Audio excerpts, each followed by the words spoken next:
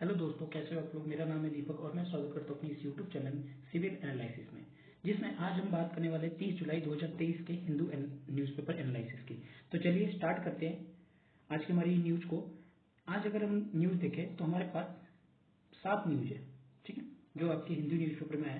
7 news important है हमारे लिए। सबसे पहले टर्बुलेंस हिट उड़ान स्कीम के बारे में, ठीक है, जो कि आपके GS3 के लिए इंपॉर्टेंट है, इंफ्रास्ट्रक्चर रिलेटेड। उसके बाद अगर फेसिंग एक्ट की बात करें, जिसमें फॉरेस्ट की डेफिनेशन, जो कि आपके न्यू फॉरेस्ट लॉ लाया गया है 2023 का, अमेंडमेंट किया गया है, उसके हिसाब उसके लिए क्या इंपॉर्टेंट है यहाँ पे बताया गया है। साथ ही साथ हम लोग PVGT के बारे में भी बात करेंगे, पर्टिकुलरली वल्नरेबल ट्राइबल ग्रुप के बारे में, ठीक है।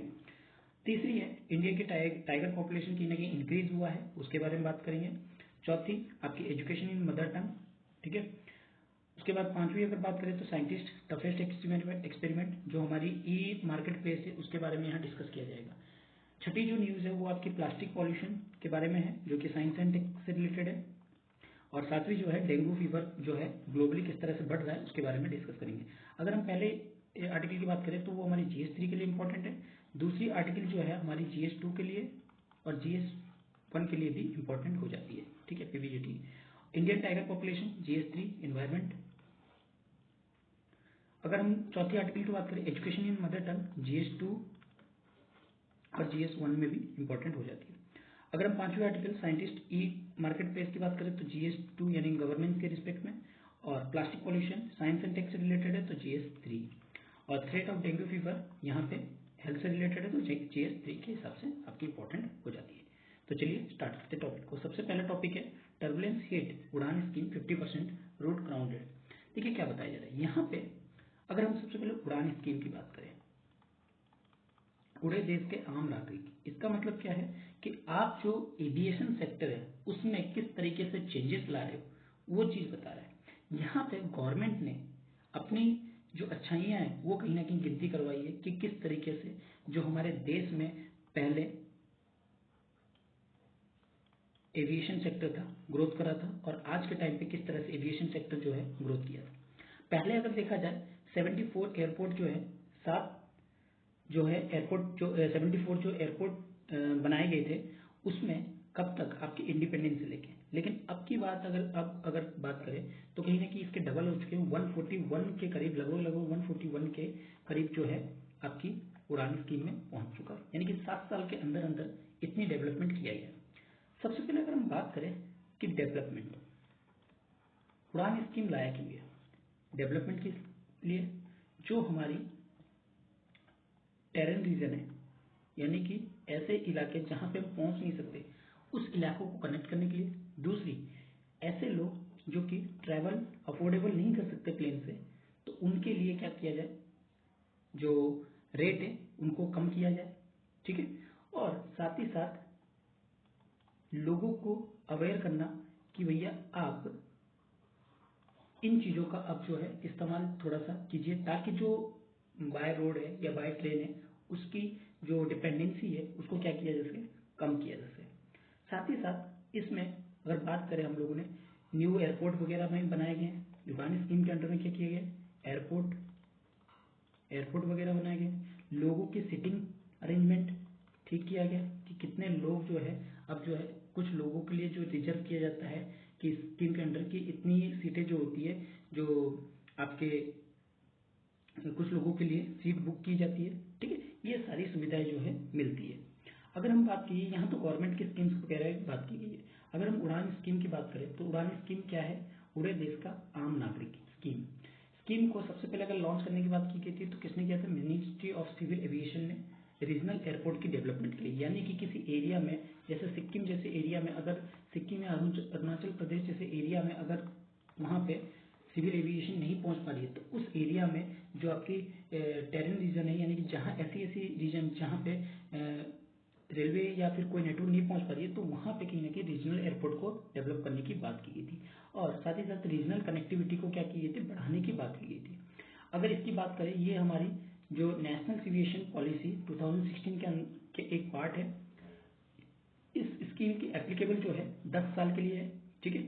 इसका ऑब्जेक्टिव क्या है, जो रिमोट एरिया है या रीजनल एरिया है उनको कहीं ना कहीं कनेक्टिविटी को इम्प्रूव करना, ठीक है, जो रिमोट एरिया है या वहाँ की जो ट्रेड या कॉमर्स है, टूरिज्म है, उसको कहीं ना कहीं बढ़ावा देना, जो कॉमन पीपल है उनको एक्सेस कराना एयर ट्रैवल का अफोर्डेबल रेट में, जैसे मैंने बताया, और साथ ही साथ एम्प्लॉयमेंट क्रिएट करना। एम्प्लॉयमेंट यहाँ पे दो तरह के, डायरेक्ट एम्प्लॉयमेंट और इनडायरेक्ट एम्प्लॉयमेंट। अब देखिए डायरेक्ट और इनडायरेक्ट एम्प्लॉयमेंट क्या है। अगर आप सपोज कीजिए प्लेन से ट्रैवल कर रहे हैं तो इसका मतलब प्लेन की जो मेंटेनेंस है या वहाँ पे जो एम्प्लॉयमेंट वर्क करते हैं, ठीक है, उन सब चीज़ों के जो खर्चा है तो वो हो गया डायरेक्ट। यानी कि जो सिविल एविएशन मिनिस्टर है वो क्या करेगी, वो डिपार्टमेंट बना रखी है, तो वो डिपार्टमेंट क्या करेगी, अपने अंदर जो रिक्रूटमेंट करेंगे एम्प्लॉयमेंट का, उसको डायरेक्ट एम्प्लॉयमेंट कहते हैं। इनडायरेक्ट, अगर सपोज कीजिए कोई कार वाला या कैब वाला आपको वहां तक लेके जाए, ठीक है, या कोई बस के थ्रू आप जाए, तो वो क्या हो गया, इनडायरेक्ट आपका एम्प्लॉयमेंट।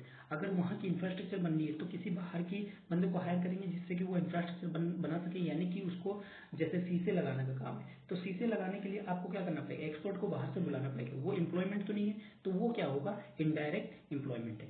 ठीक है, तो ये सारी चीजें जो होती है एम्प्लॉयमेंट के अंदर में आती है।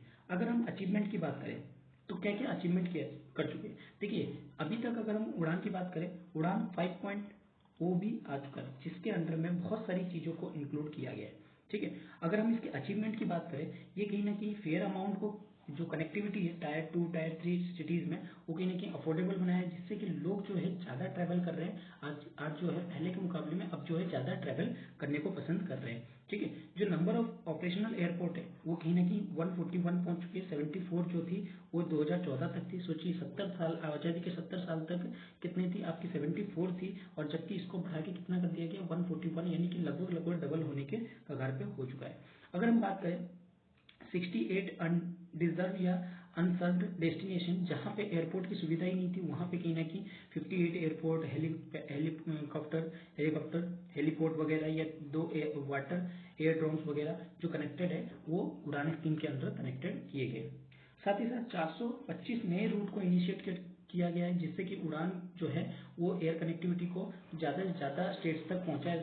29 स्टेट है या यूटी है, उसको कंट्री के अलग अलग हिस्सों तक पहुंचाया गया है। चलिए आगे बात करते हैं।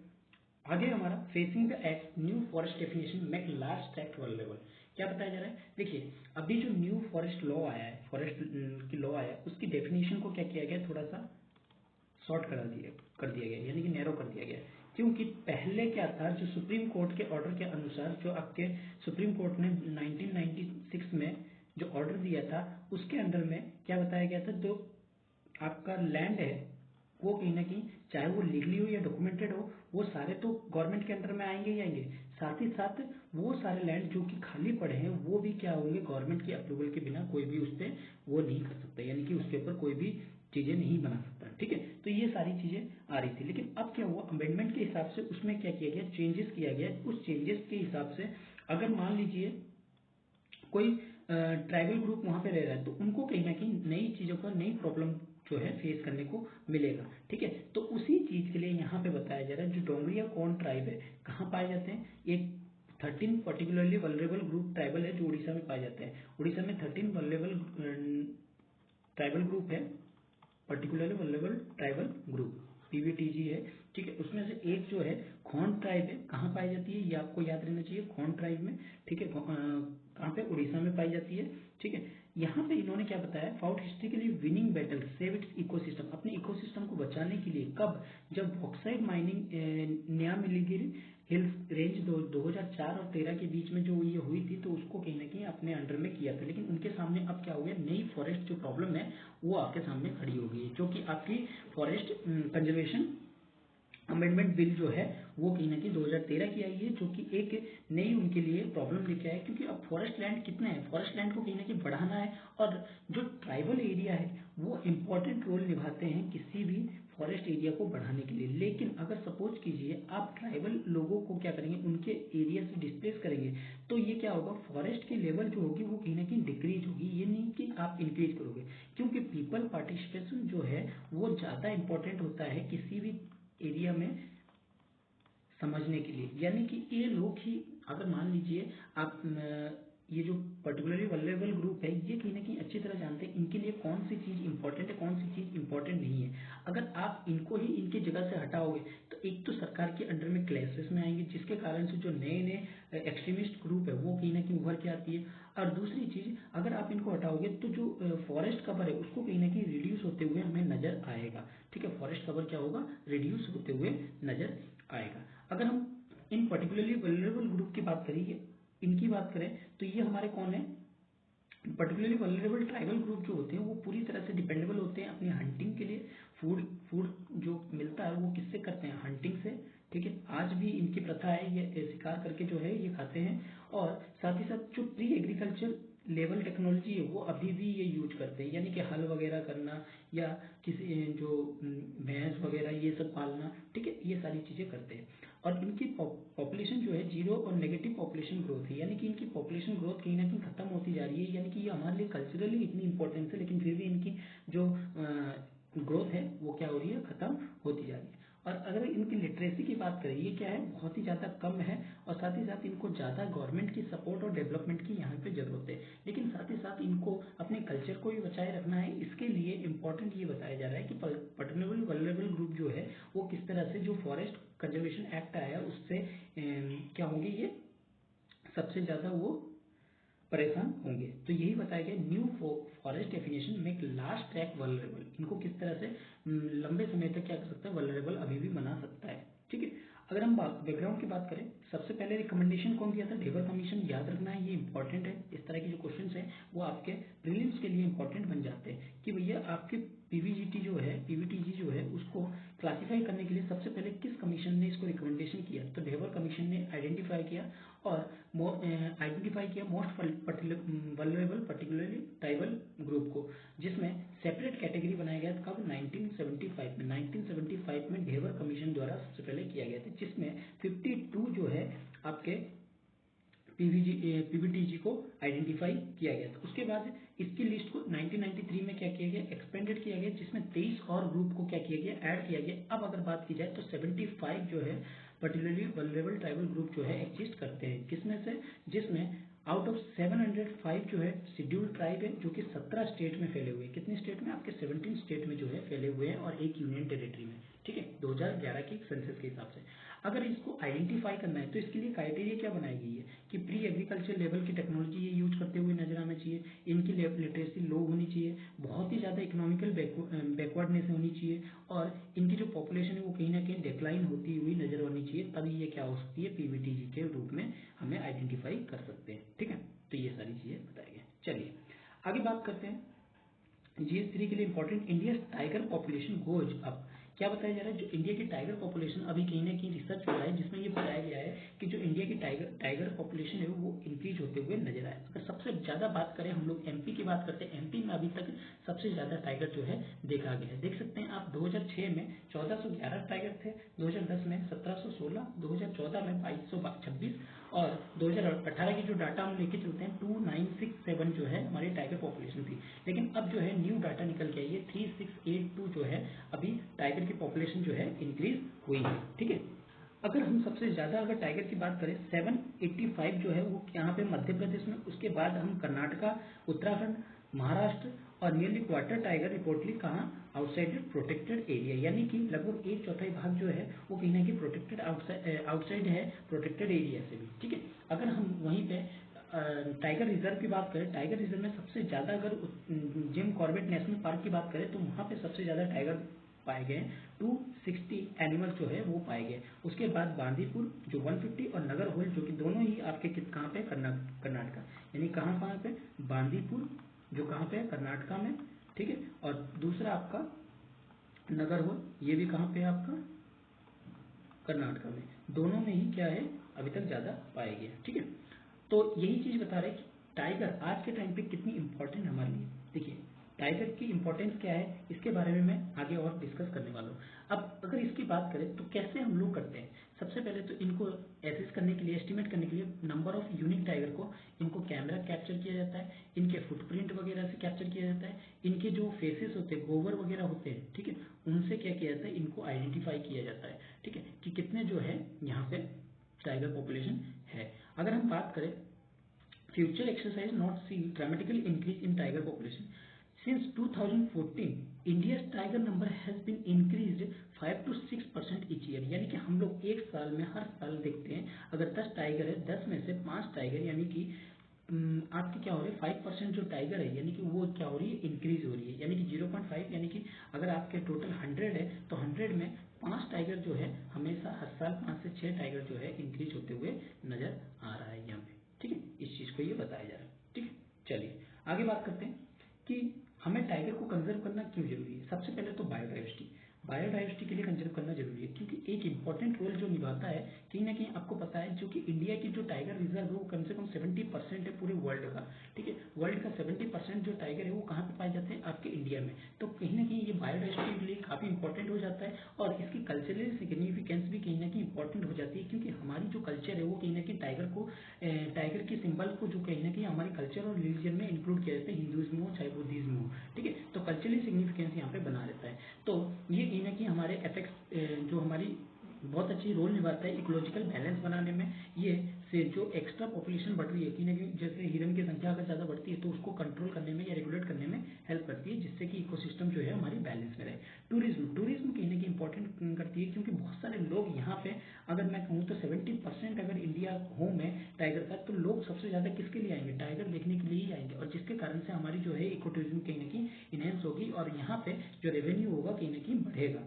ठीक है और ये जो रेवेन्यू है इसका इस्तेमाल हम लोग कहीं ना कहीं लोकल कम्युनिटी और कंट्रीब्यूशन के लिए कर सकते हैं। ठीक है अगर साइंटिफिक रिसर्च की बात करें यहाँ पे बहुत सारे साइंटिफिक रिसर्च भी इस तरह से टाइगर जो हो जाते हैं साइंटिफिक रिसर्च के लिए काफी इंपॉर्टेंट हो जाता है। उनकी कंजर्वेशन उनकी प्रोटेक्शन वो कैसे इकोसिस्टम को सस्टेन करते हैं ये सारी चीजें जो है रिसर्च जो है इंडिया की तरफ आएंगे जिससे कि रिसर्च एंड डेवलपमेंट में कहीं ना कहीं इंक्रीमेंट होते हुए नजर आएगा। अगर हम क्लाइमेट चेंज की बात करें टाइगर जो है इंडिकेटर स्पीसीज है जिसका मतलब है प्रेजेंस और absence of indicator health of ecosystem यानी कि इकोसिस्टम की किस तरह से कंडीशन है वो हमें बताता है कि नहीं कि क्लाइमेट चेंज जो है वो बदल रहा है जिसके कारण से जो टाइगर है वो कहीं ना कहीं खत्म होते जाते हैं। लेकिन अगर हम लोग इसको कंजर्व करें इसका मतलब क्लाइमेट चेंज जो है किस तरह की काम कर रहा है उसकी इंडिकेटर देने का भी काम ये जो है आपका टाइगर करता है। ठीक है अगर हम टाइगर सेंसस की बात करें इसको कौन कंडक्ट कराता है national tiger conservation authority NCTA national tiger conservative authority जो है इसको कंडक्ट करवाता है। ठीक है और इस किसके पार्टनरशिप से state forest department conservation NGO wild life institution इन सब की मदद से क्या करता है ये टाइगर सेंसस को कंडक्ट कराता है और कब करवाता है हर 4 साल में एक बार जो है इसके टाइगर जो है सेंसस जो है होती है। ठीक है अगर हम बात करें सेंसस की तो ये कहीं ना कहीं डबल सैम्पलिंग मेथड का बेस्ड ग्राउंड बेस्ड सर्वे या इमेजिंग ऑफ कैमरा ट्रैप इनका इस्तेमाल करते हैं जिससे कि ये टाइगर सेंसस को कैप्चर कर सके। और इंडियन टाइगर की प्रोटेक्शन एक्ट की बात की जाए इसमें शेड्यूल 1 में टाइगर को कहीं ना कहीं रखा गया है जो आईयूसीएन की रेड लिस्ट यानी कि रेड लिस्ट में एंडेंजर्ड पोजीशन पे अभी भी लाई करती है। अगर हम साइट्स की बात करें साइट्स में अपेंडिक्स 1 में ये कहीं ना कहीं आज भी लाई कर रही है। ठीक है चलिए आगे बढ़ते हैं। आगे है education in mother tongue will do justice to student. क्या बताया जा रहा है देखिए एजुकेशन अगर एजुकेशन आज के टाइम पे क्या है वो काफी इंपॉर्टेंट है। क्यों क्योंकि सबसे पहले तो ये आपकी ओवरऑल डेवलपमेंट कराती है। ओवरऑल डेवलपमेंट यानी कि अगर आप किसी चीज की डेवलपमेंट करना चाहते हैं आप कंप्यूटर ही सपोज कीजिए सीखना चाहते हैं तो आपको सबसे पहले एजुकेशन आनी चाहिए यानी कि एजुकेशन में आप लेनी ही होगी। ठीक है आप किसी भी फील्ड में जाए तो वहां पे कहीं ना कहीं एजुकेशन इंपॉर्टेंट हो जाती है। अगर ओवरऑल डेवलपमेंट की बात की जाए तो ओवरऑल डेवलपमेंट और भी बहुत सारी चीजों में आ सकती है जैसे इंक्लूसिव अगर हमें एजुकेशन अगर हर एक बच्चे को इक्वली दे यानी कि चाहे वो पर्सनली पीडब्ल्यूडी में हो।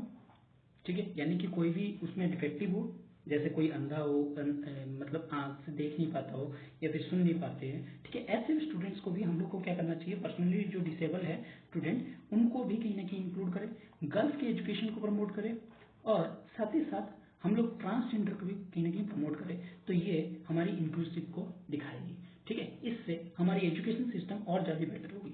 लेकिन एक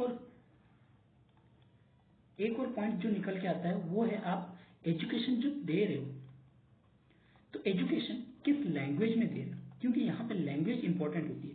क्योंकि जो बच्चा होता है अगर कोई भी चाइल्ड है उसको सबसे पहले अगर समझ में आती है तो कौन सी लैंग्वेज समझ में आती है मदर टंग यानी कि जो वो घर में जो भाषा वो सीखता है। अगर उस चाइल्ड को कहीं ना कहीं मदर टंग में उसको जो है डेवलपमेंट किया जाए तो क्या होगा, ज़्यादा बेटर होगा। क्यों? देखिए, अगर एक बच्चा है, एक चाइल्ड है, वो 2 घंटे, सपोज कीजिए 8 घंटे जो है, मैं एक मान के चलता हूँ आइडियली 6 घंटे जो है स्कूल में रहता है, ठीक है। लेकिन उसके बाद अगर देखा जाए 18 आवर्स कहाँ पे रहता है वो, अपने पेरेंट्स के साथ। और पेरेंट्स कौन सी लैंग्वेज बोलते हैं, वो अपनी लोकल लैंग्वेज जो है वो बोलते हैं, ठीक है। अगर उनको लोकल लैंग्वेज में ही क्या किया जाए, उनको स्टडी कराया जाए, पढ़ाया जाए, लर्निंग दिया जाए, तो कहीं ना कहीं वो जो स्टडी होगी वो इफेक्टिव होगी और ज़्यादा पोटेंशियल भी होगी, ठीक है। और ये जो लर्निंग है वो कहीं ना कहीं दिमाग में बैठेगा। लेकिन जब हम उनके लैंग्वेज को चेंज करते हैं तो उनको कहीं ना कहीं प्रॉब्लम होती है। जैसे आप सपोज कीजिए आप इंग्लिश नहीं पढ़े हो, ठीक है, एक हिंदी में आप पढ़ते हुए आ रहे हो, लेकिन एकदम से आपको 11th और 12th क्लास में सपोज कीजिए कि आपको इंग्लिश मीडियम मिल जाए, तो आप क्या करेंगे, कहीं ना कहीं यहाँ पे प्रॉब्लम फेस करेंगे। या फिर ग्रेजुएशन में जाके आपको इंग्लिश मीडियम में पढ़ना पड़े तो वहाँ पे क्या करेंगे, आप प्रॉब्लम फेस करेंगे। तो इसीलिए कहा जा रहा है एजुकेशन को in mother tongue will be justice to the student. अगर एजुकेशन हम मदर टंग में देंगे तो कहीं ना कहीं जस्टिस मिलेगा। इसकी बात कहीं ना कहीं हमने कहाँ पे की है, नेशनल एजुकेशन पॉलिसीज में भी की है, ठीक है। यहाँ पे हम लोग जो है मदर टंग में ज़्यादा बढ़ावा दिया है, चाहे वो कोई भी स्टेट हो, वहाँ पे हम लोग क्या करें, मदर जो टंग है उसको इस्तेमाल करें। अगर हम बात करें एजुकेशन को, इसको थोड़ा रब कर देते हैं, एजुकेशन की अगर हम बात करें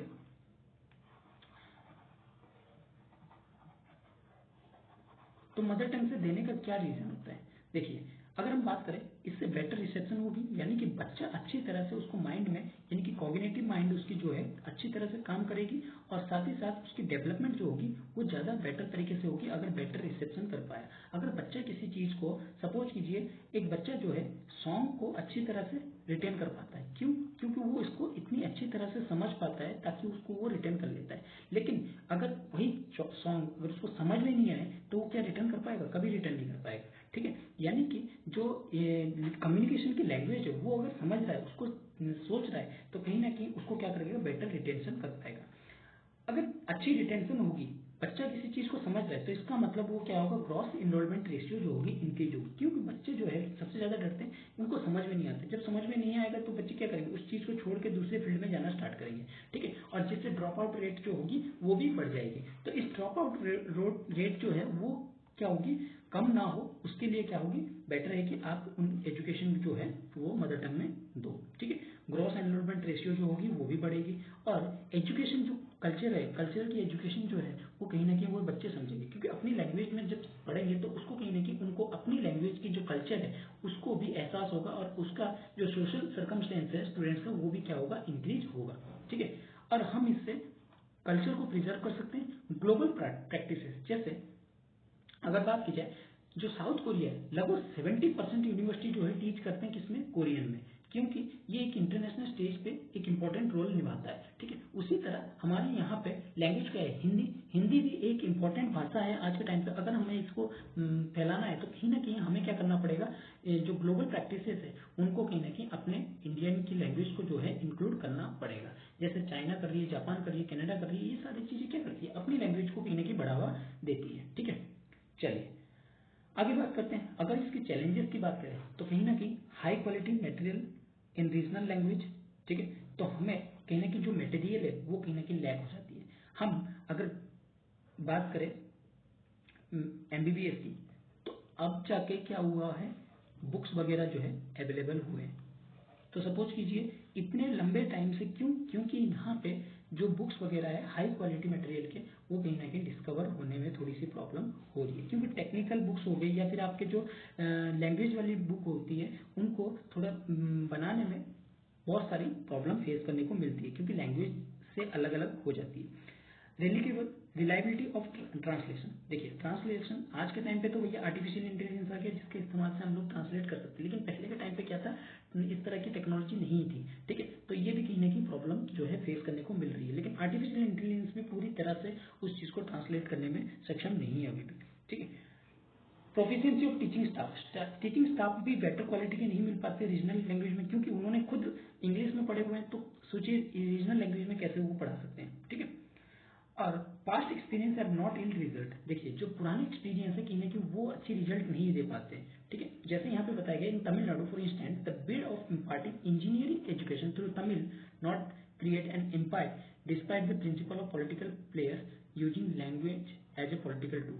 क्योंकि वहाँ पे लोग क्या करते हैं, पॉलिटिकल टूल के तौर पे भी लैंग्वेज को यूज कर रहे हैं। लेकिन इंजीनियरिंग एजुकेशन में आप अगर तमिल को लेके आएंगे तो थोड़ी सी समझने में भी प्रॉब्लम हो पाती है। ठीक है, एम्प्लॉयबिलिटी आज के टाइम पे जो लैंग्वेज है हम लोग मोस्टली हिंदी या इंग्लिश यूज करते हैं, और हिंदी और इंग्लिश अगर नहीं मिलता है तो ऑटोमेटिकली क्या होती है, एम्प्लॉयमेंट जो है नहीं हो पाती। क्योंकि मोस्टली लोग क्या होते हैं, एम्प्लॉयमेंट जो है वो एक ही लैंग्वेज में जाते हैं कि उस लैंग्वेज में क्या हो पकड़ो। रीजनल लैंग्वेज को आज कोई इतना ज़्यादा अपॉर्चुनिटी नहीं देता है, तो इसी की वजह से एम्प्लॉयबिलिटी में भी क्या होती है, प्रॉब्लम जो है फेस करने को दिखती है। अगर हम बात करें कॉम्पिटिंग विद ग्लोबल लेवल में क्यों, क्योंकि एजुकेशन वहाँ जो है किसमें होती है, फ्लुएंसी इन इंग्लिश। तो वहाँ पे जरूरत नहीं होती है कि आप लोकल लैंग्वेज में बोले, आपको बोलना ही इंग्लिश में पड़ेगा। तो इसका मतलब ये इंपॉर्टेंस हो जाती है कि आप वहाँ पे जो है लैंग्वेज इंग्लिश का ही यूज करें।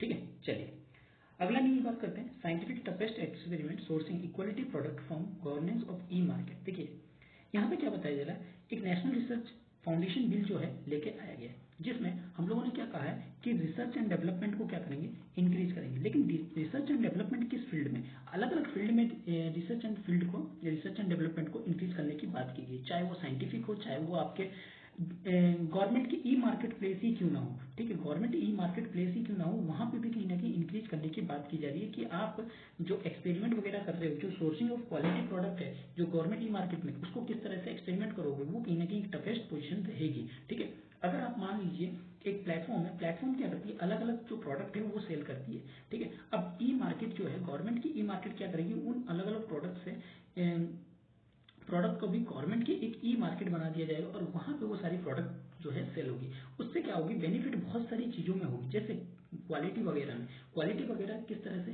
मेंटेन किया जाए, इस चीज का भी ध्यान रखा जाए। क्योंकि गवर्नमेंट जो लोग हैं, लोग ज्यादा पसंद कहाँ पे करते हैं, जो गवर्नमेंट की चीजें होती है उसमें ज्यादा वैल्यू करते हैं। क्यों, क्योंकि गवर्नमेंट जो चीज देगी वो अच्छी देगी, लेकिन प्राइवेट जो चीजें होगी वो कहीं ना कहीं प्रॉब्लमेटिक होगी। अगर जैसे आप प्लेटफॉर्म, अलग अलग प्लेटफॉर्म देखते हैं, अलग अलग प्लेटफॉर्म में जब वो प्रोडक्ट सेल किया जाता है तो उनकी कभी कभी क्वालिटी मेंटेन नहीं रहती, लेकिन गवर्नमेंट की जो ई मार्केट प्लेस है उसको कहीं ना कहीं क्वालिटी मेंटेन रखनी पड़ेगी, क्योंकि यहाँ पे यूजर शेयर बहुत ज्यादा है। अगर बात की जाए जेम में करीब करीब 66,000 गवर्नमेंट बायर्स ऑर्गेनाइजेशन है and more than 58 lakh sellers and service provider है, जो ऑफरिंग करते हैं क्या, रेंज ऑफ गुड्स को और सर्विस को। ठीक है, ये सारी चीजें आप देख सकते हैं, इतने ज्यादा इंपॉर्टेंट हो जाता है गवर्नमेंट की ई मार्केट प्लेस।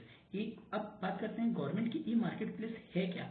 गवर्नमेंट की ई मार्केट प्लेस वो प्लेटफॉर्म है जिसमें सारे जो आपके सेलर है या बायर है एक ही जगह पे आते हैं, और उनको सारी चीजें जो है एक ही जगह पे मिल जाती है। जैसे आप फ्लिपकार्ट वगैरह या अमेजोन वगैरह यूज करते हो, उसी तरह की गवर्नमेंट ई मार्केट प्लेस है। ठीक है, अगर हम बात करें जेम की, तो एक one stop national public procurement portal है जो कि फैसिलिटेट करती है ऑनलाइन प्रोक्योरमेंट की, जिससे कि लोग जो गुड्स और सर्विस को डेली यूज में लाते हैं उसको कहीं ना कहीं किसके मदद से, सेंट्रल और स्टेट की मदद से यहाँ पे चलाया जाने की बात की जा रही है।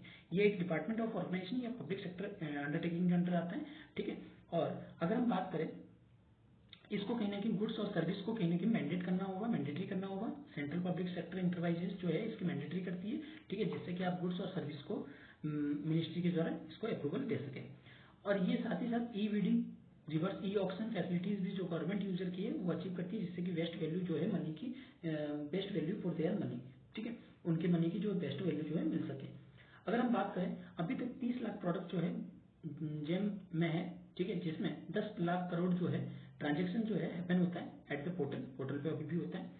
अगर लॉन्च की बात करें, ये कब लॉन्च किया गया था, 2016 में। ट्रांसपेरेंसी और इफिशिएंसी लाया गया था जो गवर्नमेंट की बाइंग प्रोसेस है उसमें।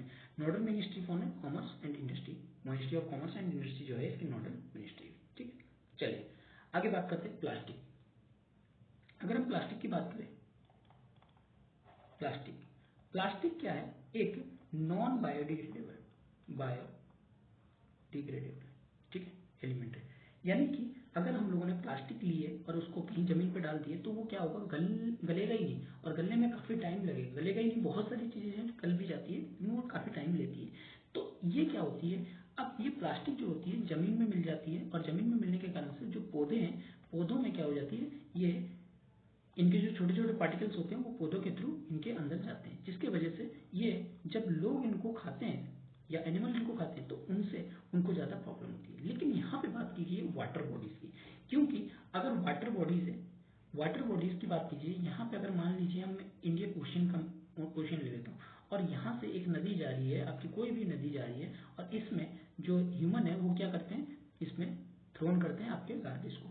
जब गार्बेज थ्रो करते हैं तो वो छोटे छोटे पार्टिकल्स क्या होते हैं, इसके अंदर बहते बहते बहते बहते वो कहाँ पे चले जाते हैं, आपके ओशन में चले जाते हैं। जब ये ओशन में जाएंगे तो यहाँ पे उगने वाले जो कोरल फिश है या प्लांट्स वगैरह है वो क्या होती है, कहीं ना कहीं ज़्यादा इफेक्टिव होती है, और इनसे ज़्यादा इफेक्टिव आपके जो इनको खाने वाले यानी कि फिश वगैरह को होती है। जब ये फिश खाएंगे तो उनको कौन खाते हैं, आपके ह्यूमन खाते हैं, और ह्यूमन को कहीं ना कहीं यहाँ से प्रॉब्लम नजर आती है। तो ये जो प्लास्टिक पॉल्यूशन है वो किस तरह से वाटर बॉडीज में पूरी दुनिया में फैल रहा है, उसके बारे में यहाँ रिसर्च जो है पब्लिक की गई है। अब वो जो पब्लिक की गई है वो कहीं ना कहीं कोरल रीफ और फ्रेश वाटर लेक से ही क्या होती है, ये कहीं ना कहीं ज़्यादा फैलती है। ठीक है, चाहे वो प्रॉब्लम कहाँ पे आती है, आपके अलग अलग फिशिंग में, इंडस्ट्री में। ठीक है, जिससे कि प्लास्टिक जो है बहुत सारी मात्रा में पाया भी गया है। ठीक है, और जो ये माइक्रो प्लास्टिक्स है वो स्पेशली कहाँ पे, डीप रीफ में, यानी कि जो सबसे गहरी एरिया में, वहाँ पे कहीं ना कहीं इकट्ठा होना स्टार्ट किया जाता है। अगर बात की जाए यहाँ पे अलग अलग ओशियंस में, जिसमें कि रिसर्च किया गया 25 location across the Pacific, Atlantic and Indian ocean basin, debris found 77, 84 sites में से 77 साइट में क्या किया गया, डेब्रिस जो है पाया गया। यानी कि यहाँ पे क्या बताया जा रहा है, प्लास्टिक पॉल्यूशन जो है किस तरह से इंक्रीज किया जा रहा है। ठीक है, अगर हम बात करें दूसरी जो स्टडी की गई है वो आपकी कहाँ पे की गई है, एक यूनिवर्सिटी के द्वारा की गई, मिलानो बिकोका मिलान, ठीक है, जो इटली में है। और दूसरे सैंपल में इन पे क्या किया गया, रिसर्च किया गया, जिसमें बताया गया 38 लाख लेक्स एंड रिजर्वायर पे रिसर्च किया गया, जिसमें ये बताया गया जो 23 कंट्री है, मेनली कंसंट्रेटेड कहाँ पे, नॉर्थ हेमिस्फीयर पे, तो इनमें पाया गया है कि माइक्रो प्लास्टिक्स जो है सबसे ज्यादा पाया गया। तो इसका मतलब प्लास्टिक सिर्फ आपके वाटर बॉडीज को पोल्यूशन नहीं कर रही है, एक्चुअली में ये पॉल्यूटेड किसको कर रही है, ह्यूमन बींग्स को भी, क्योंकि ह्यूमन बींग के अंदर जब ये जाएगा तो कहीं ना कहीं एक्यूमुलेट होगा, जिससे कि वाटर लेवल, जो ऑक्सीजन लेवल है वो कम करेगा, और साथ ही साथ हमारे अंदर बहुत सारी जो बीमारियां हैं वो पैदा करेगा। तो इस वजह से हमें क्या करना चाहिए, इनको कहीं ना कहीं प्रोटेक्ट करने की जरूरत यहाँ पे पड़ जाती है। ठीक है, तो इसको प्रोटेक्ट करना काफी इंपॉर्टेंट हो जाता है हमारे लिए। चलिए आगे बात करते हैं।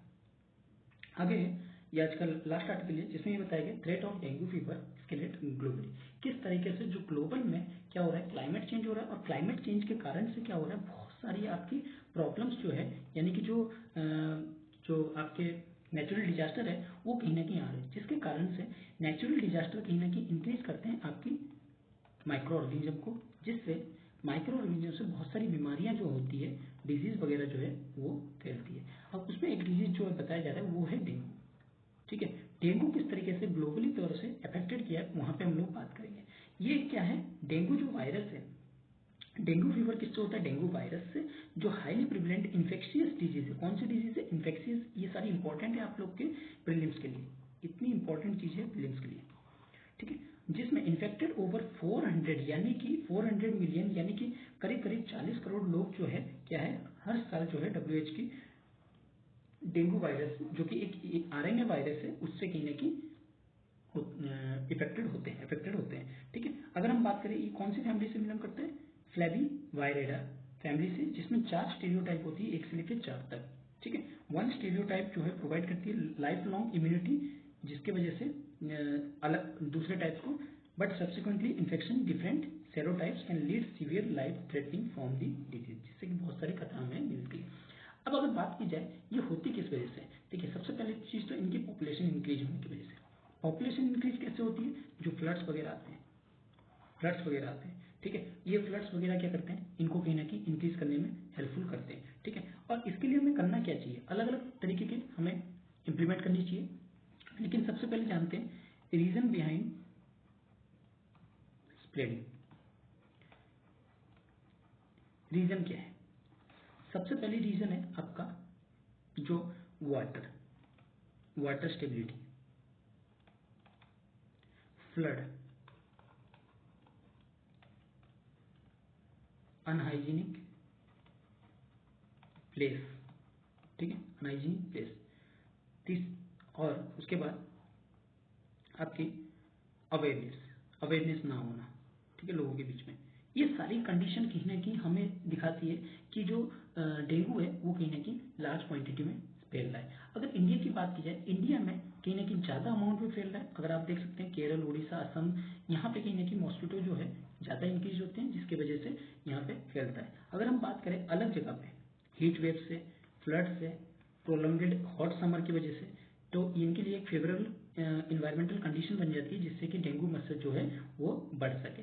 ठीक है, यूरोपियन डिजीज सेंटर, जो European centre of disease prevention control ने क्या बताया, उन्होंने कहीं ना कहीं वार्न किया increase in dengue virus infection across the region in 2022 European so significant rise in locally dengue cases. क्यों? क्योंकि यहाँ पे टेम्परेचर क्या हो रहा है, अब यहाँ पे इंक्रीज हो रहा है। अब टेम्परेचर इंक्रीज होने के कारण से, टेम्परेचर किस वजह से इंक्रीज हो रहा है? क्लाइमेट चेंज की वजह से। क्लाइमेट चेंज की वजह से जब टेम्परेचर इंक्रीज होता है तो क्या होता है, ये कहीं ना कहीं मच्छरों को वहाँ पे स्टेबल कंडीशन में, यानी कि इनकी फेवरेबल कंडीशन जो है वो प्रोवाइड करते हैं। अलग अलग एरिया में भी ये क्या हो रही है, इंक्रीज हो रही है। जैसे देख सकते हैं आप Argentina, Brazil, Chile, Uruguay, Paraguay, इन सब कंट्रीज में क्या हो रही है, इनको एक सुटेबल कंडीशन जो है वो मिल जाती है इनको फैलने के लिए। ठीक है, तो अब बात करते हैं कि किस तरह से इनको प्रिवेंट किया जा सकता है। प्रिवेंट करने का क्या तरीका है? आप सबसे पहली चीज तो साफ सफाई, यानी कि क्लीननेस। ठीक है, साफ सफाई आपको रखनी पड़ेगी। दूसरी चीज, लोगों के बीच में अवेयरनेस जो है वो फैलाने पड़ेंगे। ठीक है, कि क्या क्या करना चाहिए। जो रेन वाटर है, रेन वाटर की हार्वेस्टिंग यहाँ पे इंपॉर्टेंट हो जाती है। एक नई तरीका आया था जिसमें इम्यूनाइज करने की बात की जा रही थी, किसको? डेंगू मच्छर को, यानी कि उनको क्या किया जाए, इम्यूनाइज करके दूसरों के साथ छोड़ दिया जाए, ताकि उनकी जो संख्या है वो जो अब जो नए जन्म होंगे वो क्या होगा, डेंगू वायरस को कम करेगा। ठीक है, यानी कि एक मच्छर है जो फीमेल है या मेल है, उनको क्या किया जाए, इंजेक्शन के थ्रू इम्यूनाइज किया जाए, और जब उनको लोकल एरिया में छोड़ दिया जाए तो वो उनसे जो एग्स वगैरह रिलीज होंगे वो क्या होंगे, डेंगू वायरस से फ्री होंगे। ठीक है, इस तरह की जो है कंडीशन जो है लाई गई थी। साथ ही साथ और भी बहुत सारी एडेप्टिव टेक्नोलॉजी वगैरह के यूज कर सकते हैं डिजीज वगैरह की। और साथ ही साथ हम लोग जो है आपकी हेल्थ सेक्टर को कहीं ना कहीं इंप्रूवमेंट करने की जरूरत है, क्योंकि बहुत सारे डेंगू केसेस कहीं ना कहीं एक ही साथ आते हैं, तब कहीं ना कहीं प्रॉब्लम ज्यादा है जो है वो बढ़ जाती है गवर्नमेंट के ऊपर। तो इसके लिए हमें क्या करना चाहिए, प्री मेजर्स जो है, पब्लिक हेल्थ मेजर्स जो है कहीं ना कहीं इंप्लीमेंट करना चाहिए, ताकि इनकी जो स्प्रेडिंग है उसको क्या किया जाए, रोका जा सके, यानी कर्बिंग किया जाए डेंगू के ट्रांसमिशन को।